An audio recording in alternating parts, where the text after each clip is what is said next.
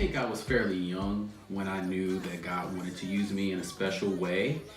And it was evident by the people that he put in my path. Like at a very young age, I had an opportunity to share the gospel, to share the plan of salvation. And it was very important to me that people knew the truth. Well, for me, it wasn't so much at a young age, but after I came home from college, I would be listening to Pastor Butler preach. And then I would go up to him afterwards and tell him what he should preach next.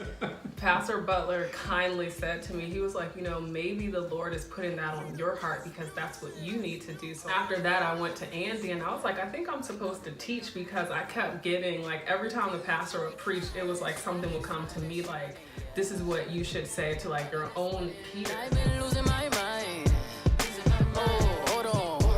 It is a reward in and of itself just to be used by God, because I feel so unworthy, but still he sees fit to use me in spite of my flaws. And it's also like really inspiring to me when I see my students, when they're giving their own testimonies, and just the understanding that they have and just the things that they say. It's like, wow, like, a lot of times you don't think people are listening to you. Right. You don't think somebody. Right. You're like, am I reaching it? And when I see people come back and they are so far along, people that are new believers, like, that means more to me, because like you said, that's the Lord's work. He just uses us as a mouthpiece, but right. that is his work that's being done. It's just like, wow, like the Lord is just amazing.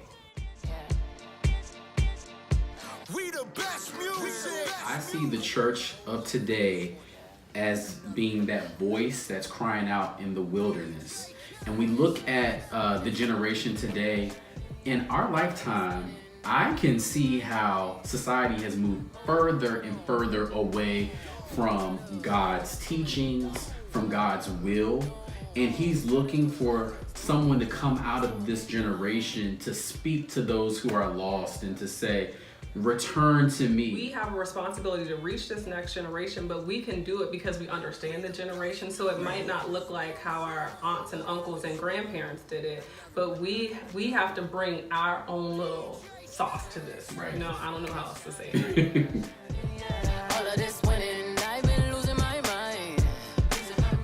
So I would say living in truth is knowing the will of God, and knowing what he desires for you, and being obedient to his will. Your truth is fulfilling God's promises for your life. The truth is God's word. It's what he has to say about everything.